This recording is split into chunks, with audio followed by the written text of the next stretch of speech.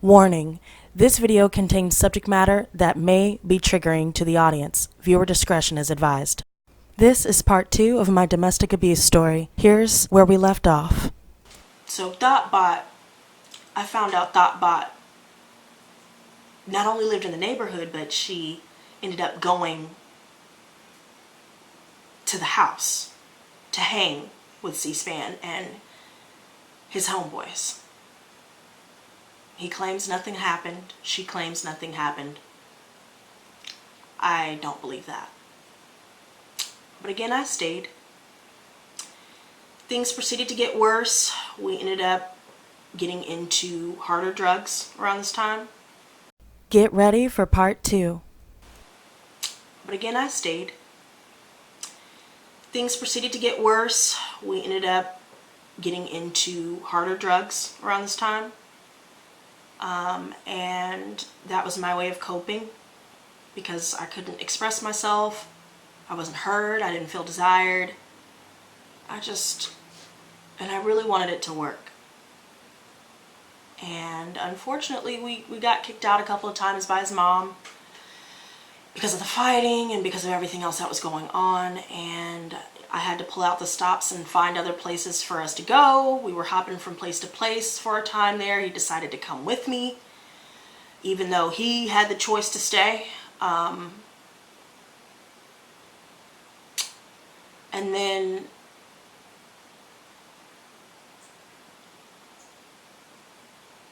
I just remember I started spiraling a lot more around this time. And things were going downhill. Eventually his mother did allow us to come back to the house. But then, like I said, we were doing harder drugs. There was a point in time where he had his homeboys over, and I was trying to tell him, you know, I wanted to spend some time with just us, you know, for once, because, I mean, people were always in and out of the house. It was just like we couldn't just enjoy each other's company, and that's all I was trying to say to him. And he flipped shit. He twisted things and contorted it in front of his homeboys, I guess to look good. He wrote slut on our pillows, spit in my face, started throwing one of his tantrums again, and it was just embarrassing. And he ended up calling the police again, and this situation got physical. So we both ended up getting taken in jail because of it. So we get to jail, and there's this point in time where they're bringing all of the inmates to court. And I just remember we hadn't seen each other for 3-4 days. And all I wanted was for the whole thing to be over. All I wanted was to just go home. And I remember I saw him lined up with the male inmates entering the court as I was, and we had locked eyes, and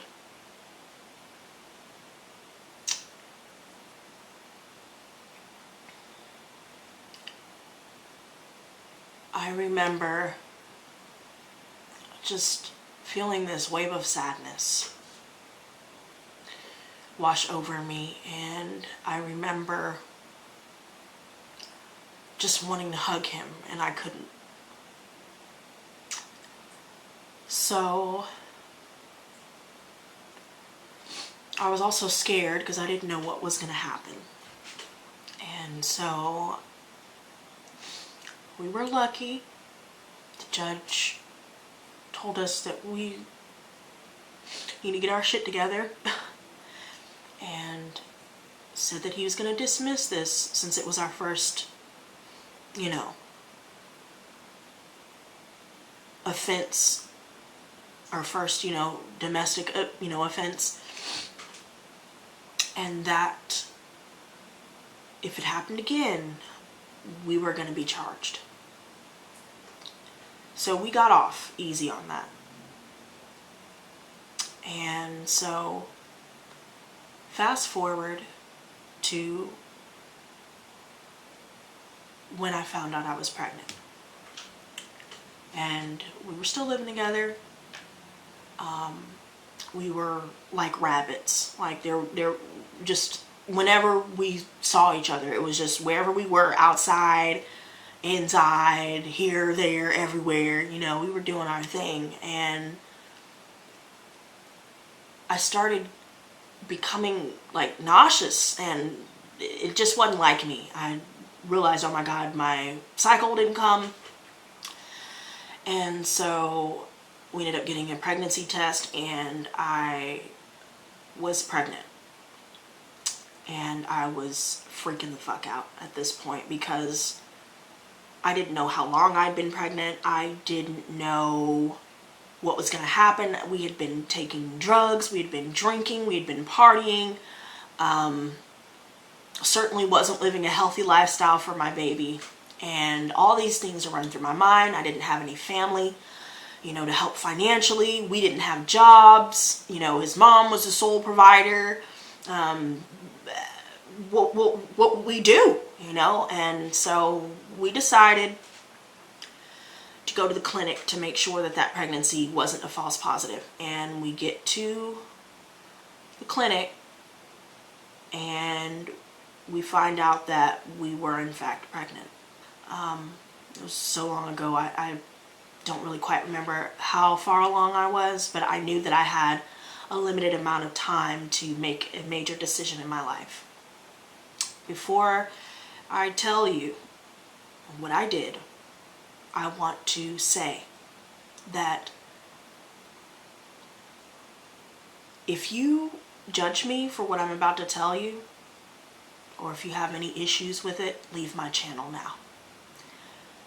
If you can't see that I was young, and if you can't understand the reasons behind my decision, I don't need you in the Lotus Squad anyway.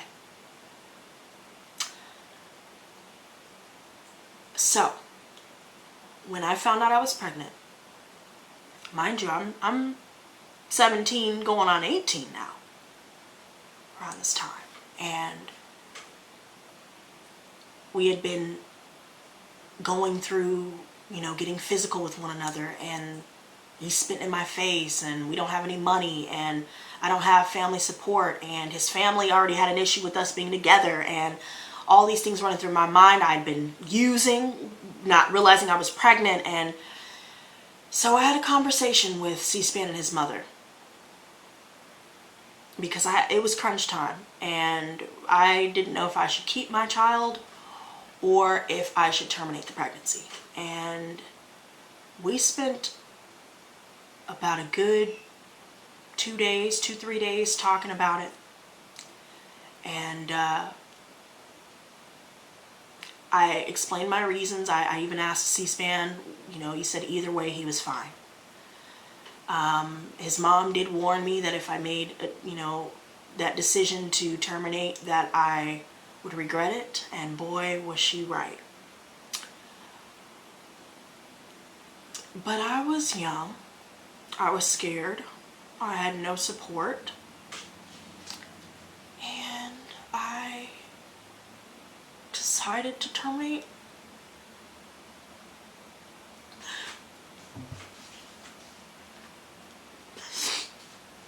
I'm sorry.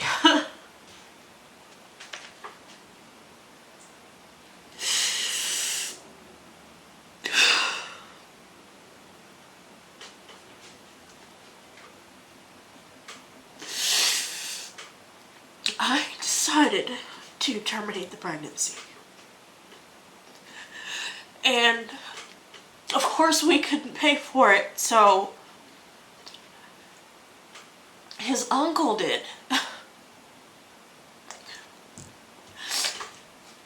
And I just remember when I went into Planned Parenthood and they called my name and I was getting ready for the procedure, I just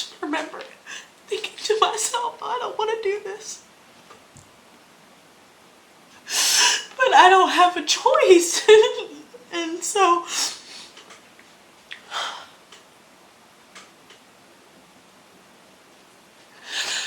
I remember going home, and I don't really remember this night, but I had a friend of mine come over, and we were drinking, and we took some Zans, and I just wanted to forget, because when they did it, I just felt like a part of me was ripped away from me, and I felt so bad about that. And so I just remember blacking out, and the next day C-SPAN told me that I was crying about what had happened, and I showed them the sonogram photo of my child. I don't remember it. And so this is where I got worse with the drugs, and I was getting high and drinking every single day. C-SPAN wasn't very supportive. He kind of distanced himself more and more, and I just remember there was a point in time where we were getting into another argument as usual, and he called me a murderer.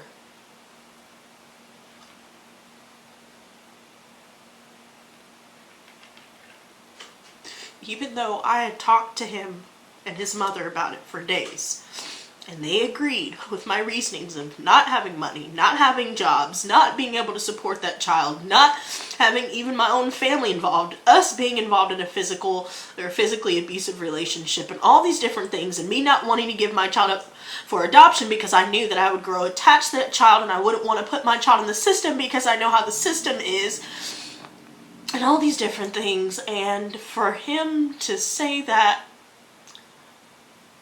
it killed me.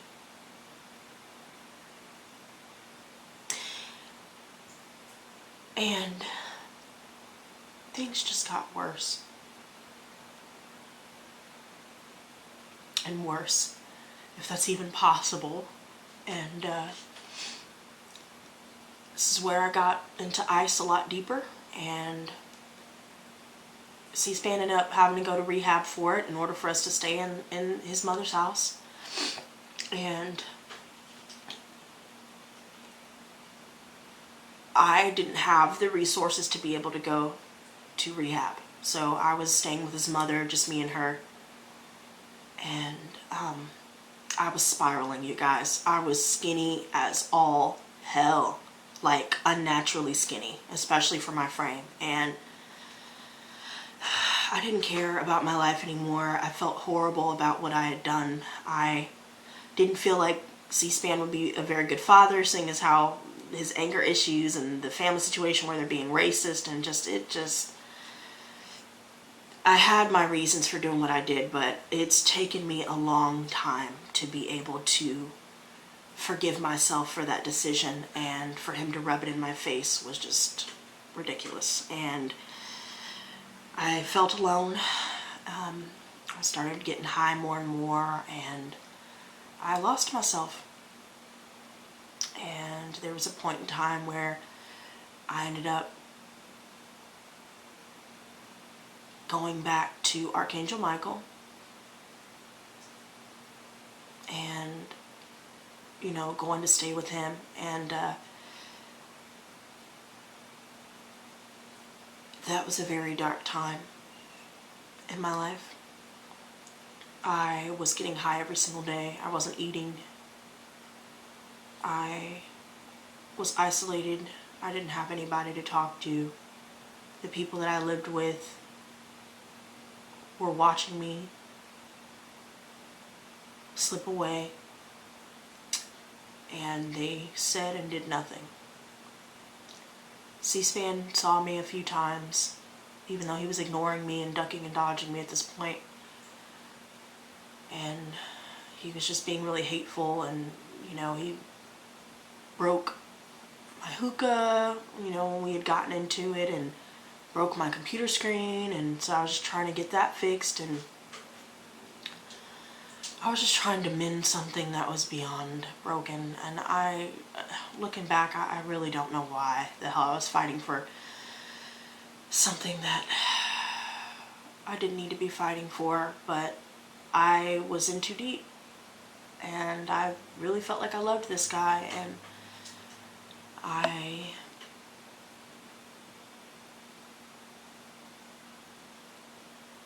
remember that he wasn't there for me during that period.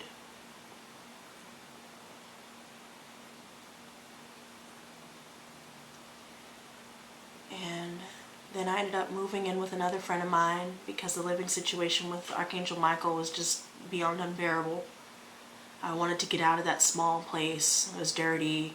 There was 5 adults in a little studio apartment with no other room, so I was in the closet, you know, just to be able to get away from everyone. And so I ended up moving, and it was with someone that was a friend of a friend.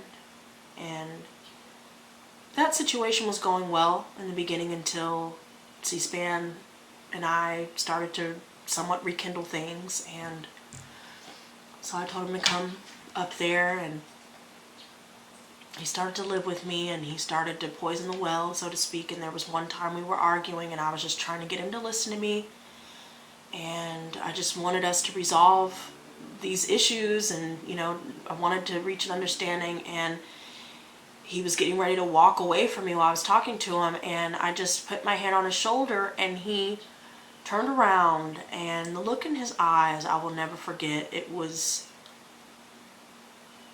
it looked like something else had taken over, and he put his hands around my throat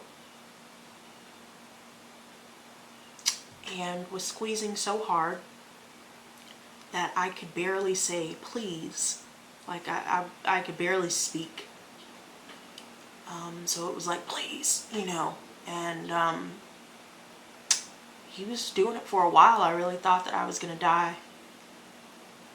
And looking back, I don't know why I never called the police on him, but he was quick to call on me. I guess I wasn't really thinking clearly at all. Like, obviously I was drinking and doing that whole thing, and I just didn't really feel like we needed to call the police, but I should have, looking back. But again, I didn't. And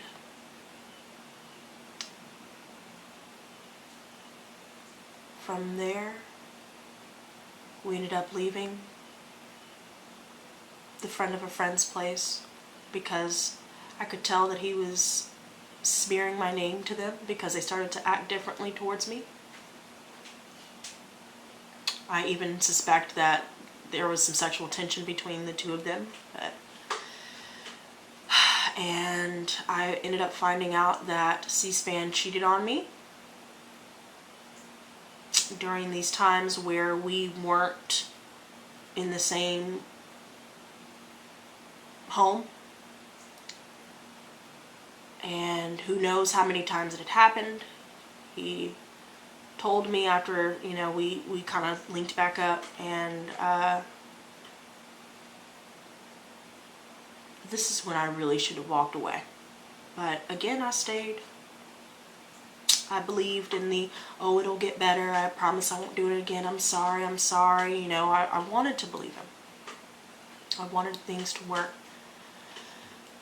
Until it got to the point to where it just, we couldn't do it anymore.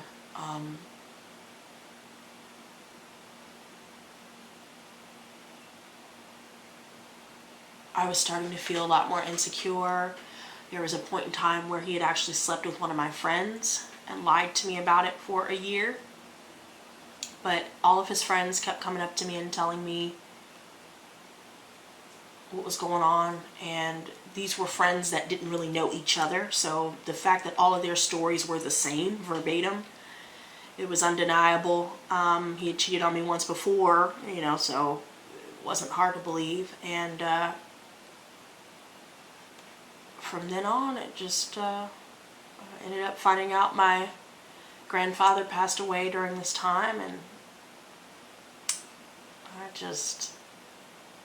I wasn't the same anymore, you guys. So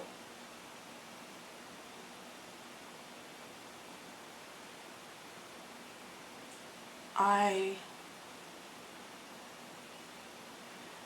remember that I ended up moving out again, because we were back at his mom's house at one point, and I ended up moving out again, and I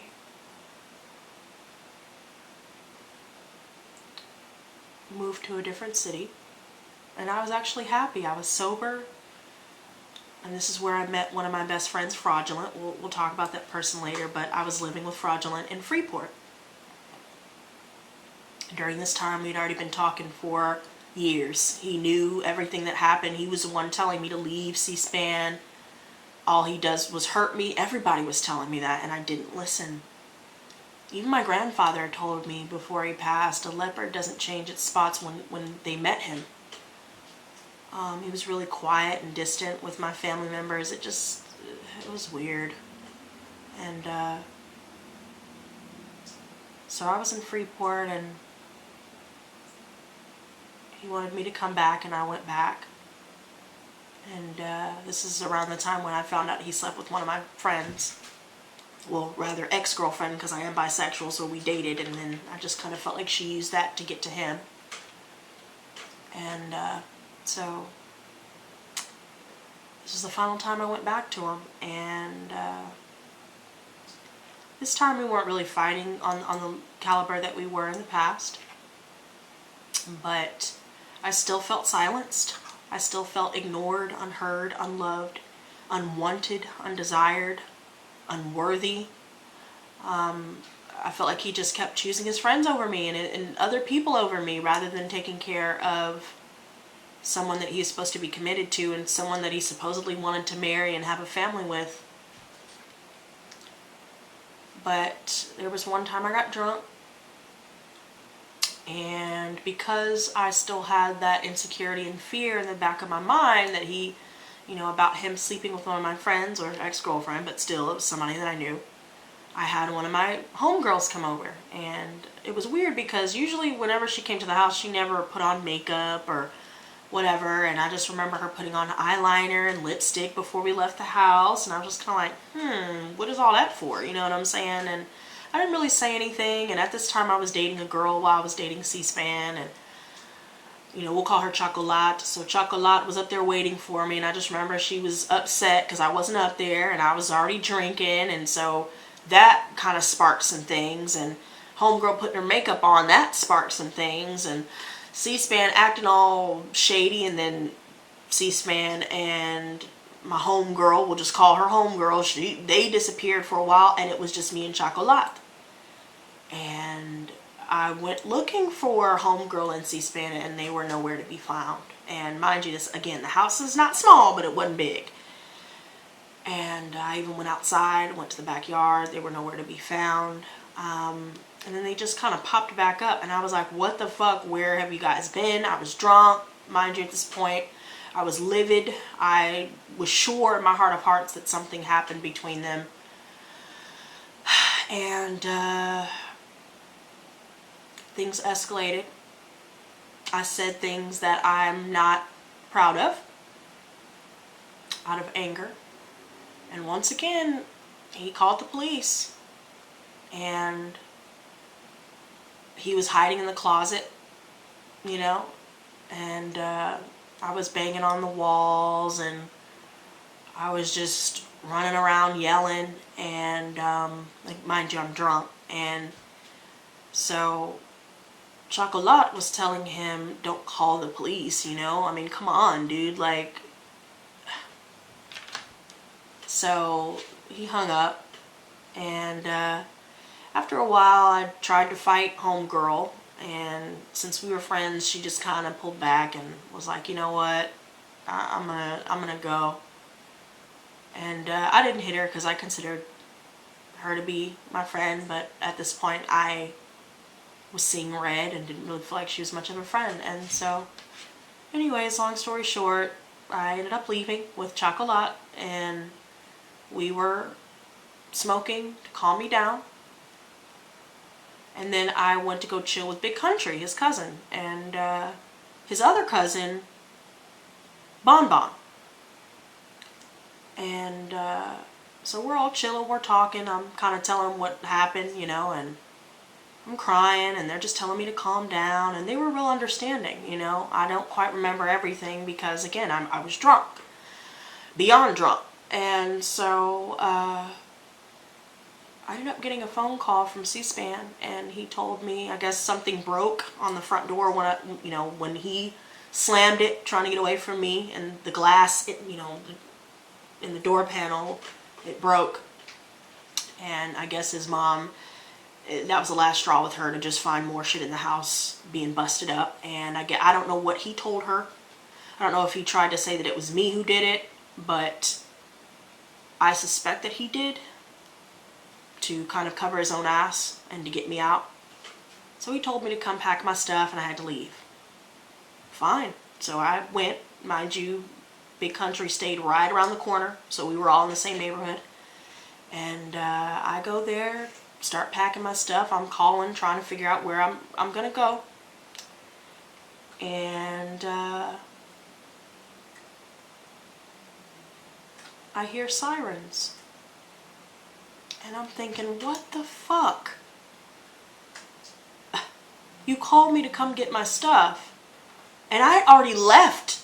Like, the problem was already resolved, because I screamed, hooted and hollered, and then I ended up leaving because I didn't want to deal with it anymore. Like, Chocolat and I decided, you know what, it's better if you just go. And I said, you know what, you're right. And I was going to stay gone.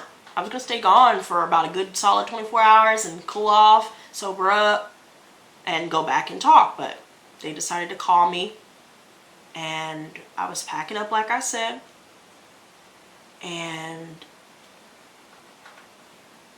that's when I heard the sirens. And I had already knew what had been done.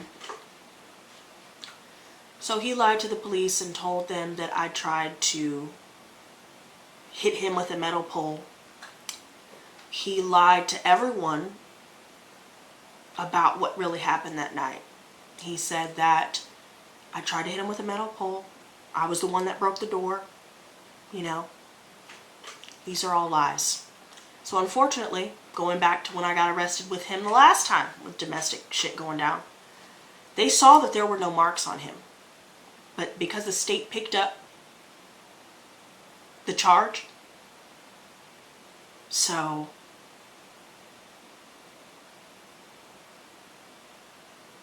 I remember going to that jail and just realizing, wow, this is fucked up. This is fucked up. And by this time, I had already prayed to God. I said, God, please show me the way. Please help me out of this situation. Show me which step I need to take. And I was crying. I had to sober up in jail. It was hell, you guys. And I was in there for almost a week and a half to 2 weeks. I kept trying to call. There was one time he did pick up, and he was just being so cold and ugly. I was trying to call people that claimed to be my friends, saying that I could go stay with them. They never followed through. They never answered the phone. They never came through. So I had nowhere else to go. I had nobody. I had nobody to turn to once again. All the while he's smearing my name while I'm in jail, telling lies. And I got out. And by this time, I obviously couldn't go back to the house. So I was on the streets for about 4 days until C-SPAN was good and ready to meet up with me to give me some money for a room, which, thank goodness, you know, he at least did that. But I guess he had to keep up appearances to corroborate the story and the lies that he had been telling everybody else about what really happened. So he didn't want to look too eager to want to help. I think that's really what happened. And so he ended up giving me a ride to the hotel, and he brought a few of my things, but he kept the rest of my things hostage for a while. And I was scared. I was literally sleeping on the streets for a little while there, trying to figure out what I'm going to do. Thank God I met someone in jail before I was released, and we kind of just like stuck together, because I was released at nighttime in downtown Houston, and if y'all live in Houston, y'all know that ain't the place to be a female out at night by yourself. So, and we ended up staying with someone we didn't really know. I thought we were gonna die, but they turned out to be okay guys. Basically, after some, couch surfing and all of that, a lot of the people that I had talked to never came through who said they would. And the people who did come through, one of them gave me about a week, knowing that I had nowhere else to go. They kept me as a secret instead of just telling their parents, hey, my friend needs a place to stay, so that was kind of messed up. There was a point in time where I was even locked out of that person's place, and that person knew I was outside sleeping on the concrete, waiting for them to come home, and they just... So, there's that. Then there was another person I'd known a long time ago. I hadn't talked to this person in years. We'll call him BJ. And this person had this little apartment. And he told me that I could come stay with him. And honestly, he said I could stay as long as I wanted. As long as I find a job, he'll continue to pay the rent. And unfortunately, this person, although he did pay the rent for 1 month, then it became a hassle getting him to pay as was agreed. And so I just remember that I woke up one morning to him in the house packing up while I was sleeping. So he was trying to sneak out, and I'd asked him what was going on, and he was real vague about what was going on. And so I didn't know what the fuck I was going to do, because I would have gotten thrown out had I not had the job that I was working at. But I was trying to explain to him I just started working. I didn't even really start yet. I still had a couple days to wait to start. So it was just a big mess. And luckily, I was able to talk to the landlady and explain my situation. I had nowhere to go. I had money. I was working. I'd be able to pay her when I'm able to. And good thing they already had issues with BJ before he decided to skip on the rent and to leave me hanging, basically. And the lady agreed, that the place could now be mine, and to not allow BJ back on the property because he was, being very violent towards the landlady and aggressive and all these things. So she didn't want him on the property. And as long as I did that, I could stay. So I've been here ever since, and just trying to pick myself up. There was a time where C-SPAN and I were talking off and on. He would make it seem like he wanted to be with me still, and that, he missed me and all these things. And come to find out, he was still sleeping with people that I knew. And his friends, again, came back and told me, you don't want to keep talking to him. Let him go, because... And they showed me proof. They showed me pictures. And so I retaliated. And I decided to sleep with a few of his friends, a couple people that he knew. So, again, was that the right decision? No, but that was what I did at the time. And so he decided, even though I put up with him sleeping with my friends and tried to make it work, he wasn't having it. And he decided to try and get me in a position to where he could hurt me over and over and over again. So I guess the smear campaign and the lies weren't enough for you. So now, you're trying to sleep with people that I know, knowing that it'll get back to me, while you're at the same time telling me that you still want to be with me and all this and all that.